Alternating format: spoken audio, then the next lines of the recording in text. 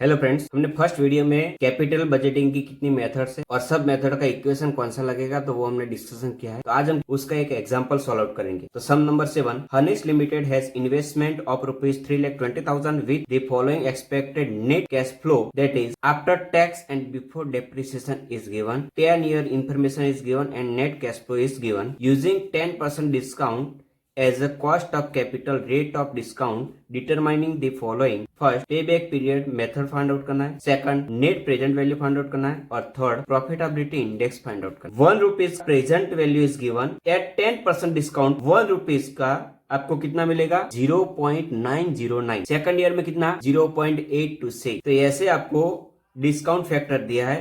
तो last year में discount कितना है? 0.386। ये एग्जाम्पल सौराष्ट्र यूनिवर्सिटी टीवाई 2018 और 2013 में 2 बार एग्जाम्पल आया था सेम अमाउंट का, वो हम आज सॉल्व आउट करेंगे। तो यहाँ पे मैंने सॉल्यूशन किया है। फर्स्ट में आपको क्या लिखना है? Year 1 to 10 year. सेकंड में क्या दिया आपको? नेट कैश फ्लो, तो वो कैश फ्लो आपको लिखना है। उसके बाद जो मेथड है उस हिसाब से आपको कैलकुलेट करना है। तो फर्स्ट मेथड कौन सी है? पे बैक पीरियड मेथड। तो पे बैक पीरियड मेथड जो हमने फर्स्ट लेक्चर में इस चैप्टर में जितनी मेथड है उसका इक्वेशन हमने डिस्कशन किया है, राइट। तो वो इक्वेशन से हिसाब से आपको पे बैक पीरियड का आंसर नहीं मिलेगा। तो आपको एक दूसरी मेथड है, वहां से आपको इजीली आंसर मिल जाएगा। तो वो मेथड कौन सी है? CFI method. तो जो कैश फ्लो आपको मिल रहा है उसका CFI कैलकुलेट करना है। तो CFI कैसे कैलकुलेट करेंगे तो हम डिस्कशन करेंगे। तो फर्स्ट ईयर में नेट कैश फ्लो कितना है? 56,000। तो फर्स्ट ईयर में वही आएगा। सेकंड ईयर में कितना है? Net cash flow is 56,000। तो दोनों का टोटल करना तो कितना आएगा? 1,12,000। थर्ड ईयर में कितना है? 56,000, 1,12,000 प्लस 56,000, आंसर कितना आएगा? 1,86,000, 1,68,000। फोर्थ ईयर में 56,000 नेट कैश फ्लो है, तो उसका आंसर कितना आएगा CFI का? 2,24,000। फिफ्थ ईयर का कितना है? 56,000, तो उसका CFI कितना आएगा? 2,80,000। और सिक्स ईयर में नेट कैश फ्लो कितना है? 64,000, तो CFI का आंसर कितना आएगा? 3,44,000। तो फ्रेंड्स, आपको यहाँ पे डिसाइड करना है कि आपने इन्वेस्टमेंट कितना किया है? 3,20,000। तो एक बार 3,20,000 से क्रॉस हो जाए तो उसके बाद आपको CFI कैलकुलेट नहीं करना, राइट। तो आपको कहाँ तक कैलकुलेट करना है? आपने इन्वेस्टमेंट किया है तो उस हिसाब से कैलकुलेट करना। तो इन्वेस्टमेंट कितना किया है? 3,20,000।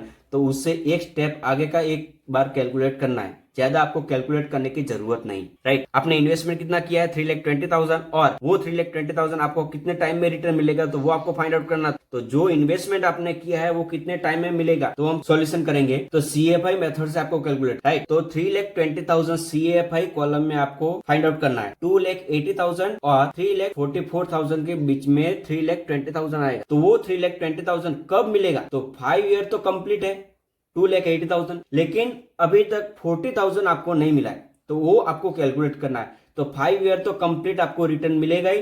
तो 5 ईयर प्लस कितना बाकी है? तो 40,000 बाकी है। और वो 40,000 हमने कहां से डिसाइड किया है? तो टोटल इन्वेस्टमेंट कितना है? 3,20,000। उसमें से फिफ्थ ईयर तक आपको रिटर्न कितना मिला है? 2,80,000 आपको रिटर्न मिला है। अभी रिटर्न बाकी कितना है? 40,000 बाकी है।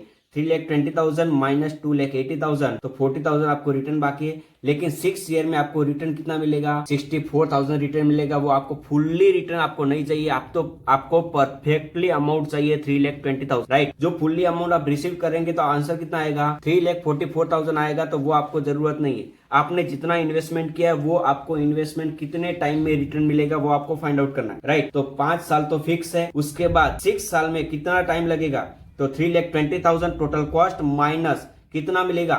तो आपको अभी तक कितना मिला है? 2,80,000 मिला है, डिवाइडेड बाय 6 ईयर में आपको रिटर्न कितना मिलेगा? 64,000, तो डिवाइडेड बाय 64,000, तो आंसर आएगा 5 year plus 40,000 divided by 64, 5 year plus 0.625, तो आपको फाइनली आंसर मिलेगा 5.625 ईयर में आपको टोटल रिटर्न मिल जाएगा। तो वो पे बैक पीरियड का आंसर मिलेगा। सेकंड में नेट प्रेजेंट वैल्यू।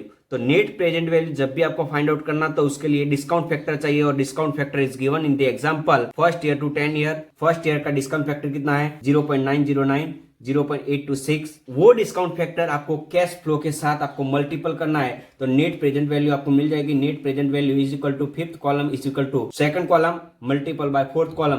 तो आंसर कितना मिलेगा? 56,000 मल्टीपल बाय 0.909, तो आंसर कितना मिलेगा? 50,904 रुपीज। तो वैसे आपको 2 कॉलम का कैलकुलेट करना तो आपको आंसर मिल जाएगा प्रेजेंट वैल्यू का। तो टोटल आपको प्रेजेंट वैल्यू कितनी मिलेगी? 3,91,688 रुपीज आपको नेट प्रेजेंट वैल्यू मिलेगी। ठीक, अभी आपको क्या फाइंड आउट करना है, net present value find out करना है। तो उसकी फॉर्मूला क्या है, net present value is equal to total net present value minus total investment. तो टोटल नेट प्रेजेंट वैल्यू का आंसर कितना मिला, 3,91,688 माइनस टोटल इन्वेस्टमेंट कितना है 3,20,000।